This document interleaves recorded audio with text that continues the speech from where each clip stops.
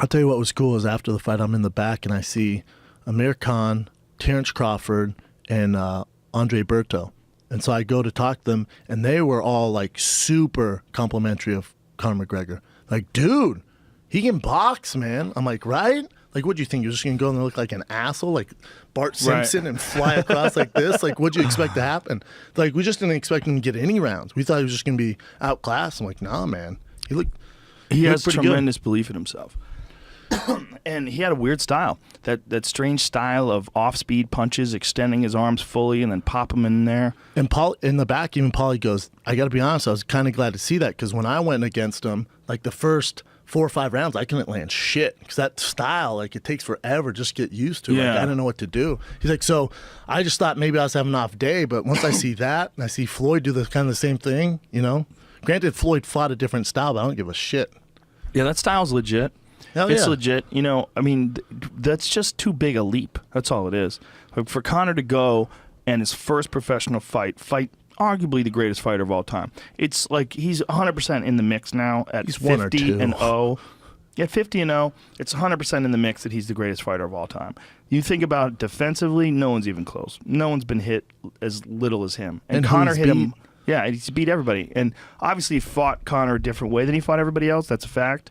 But Conor hit him more than any fighter that ever fought. Here's the other thing. Here's kudos to Conor and Floyd, but especially Conor. When's the last time you saw an exciting Floyd Mayweather fight? True. Conor went at him. Yeah, that's when Conor after the fight, I turned him into a Mexican. Oh, that's hilarious. Did you say that? Like, yeah, you didn't hear that? No, Conor I missed a lot of that. Conor brought the fight out of him for the first time since I don't know who. You know what I'm saying? You can say, well, last finish was Victor Ortiz. That was shit. That was kind of a cheap shot. Yeah. He didn't bring it to him, but Conor brought it out of him, man. This was legit. It was cool, man. And when I watched it the second time, knowing the result, then you really appreciate what Floyd's doing.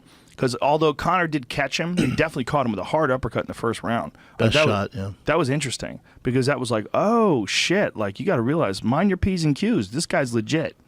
But Conor never, I mean, even though he clipped him with that shot, it never really hurt him except that one shot to the body. Which I was surprised. I got to be honest, in my prediction, I thought Conor was going to do well like he did in the first rounds. I called that. I thought he was going to run 4 to 5 rounds. And then I thought I thought maybe that uppercut would wobble him, and that would be enough to win Conor kind of the spectacle. But just Floyd's chin and just the boxing power is a little different, man. It definitely is different. And I don't think Conor's loading up either. I don't think Conor is really like digging in on these shots because I think he was probably concerned about his endurance.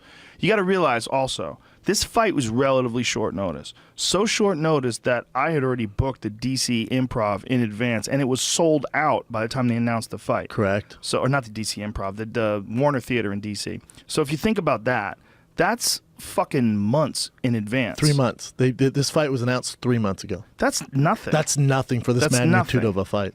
Most of the time, a fight like this is 6-7 months out. Oh easy. My God, easy. Maybe more. When did they announce Canelo Triple G? It's been a long time. It's been a while. I think between the time they announced it and when the fight starts, I gotta feel like it's 5 months at least. At least 5, which is normal. I would assume. But at least they also boxing was smart because they set it up right. So they had Canelo versus Chavez Jr. That was a joke, but that was literally just a setup to get him to Triple G, and they both knew it. Yeah. So you're looking at basically a year in the making. And before that, 2 years in the making? And here's more importantly, during that entire time, they're both boxing. So Correct. Conor's not. I mean, he's not really sure if he's going to actually have this boxing match with Floyd Mayweather, right? So he knocks out Eddie Alvarez, and then somehow or another the rumblings get started. But that's just not enough time. Well, did you hear? Few months to prepare for Floyd? I agree, especially in that arena, the best of all time in that different arena. Yeah. But Floyd goes, listen, I tried making this fight before this, and the UFC turned it down. And he goes, all right, we'll see what happens. And then he goes, then I came back and was like, yo, this is how much money we could make. And he goes, and then they were like, all right, let's do it. He goes, but I tried making this fight a while ago, but even before this. Yeah, I remember the discussions. But to be that close, like when they actually announced it, okay, this is actually happening. Crazy. It's crazy to have it so quickly. Especially this magnitude of a fight. Yeah, it's nuts. So if something like that, if you gave Conor like 6 months, maybe he could get in better shape where he could survive. He's always going to he's never going to be against a guy like Mayweather who's so efficient and his movement is so crisp. And this is how I was describing it to a friend of mine. I was like, does your friend have a boxing or martial arts background no, in any facet? He was trying to figure out like why he would get so tired. Gotcha. And I said, okay, when you tie your shoe, you don't even think about it. You just go, whoosh, right? Now, but if you have to think about tying your shoes, it takes more energy. It's gonna wear you and out. you have to think, and then you're tense. I go, Floyd's just tying his shoes. He's reacting. He's just doing his thing. he's so good. He's been doing it so long that he's just got it ingrained in his movements. Conor has to think way more than Floyd does.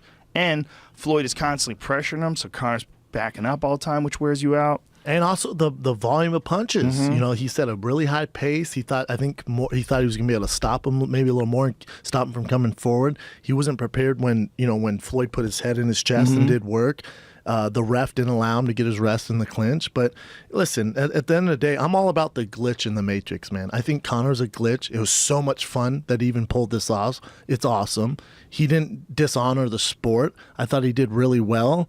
I told Conor, I said, I'm proud of you, man. What he did, win or lose, man, this is not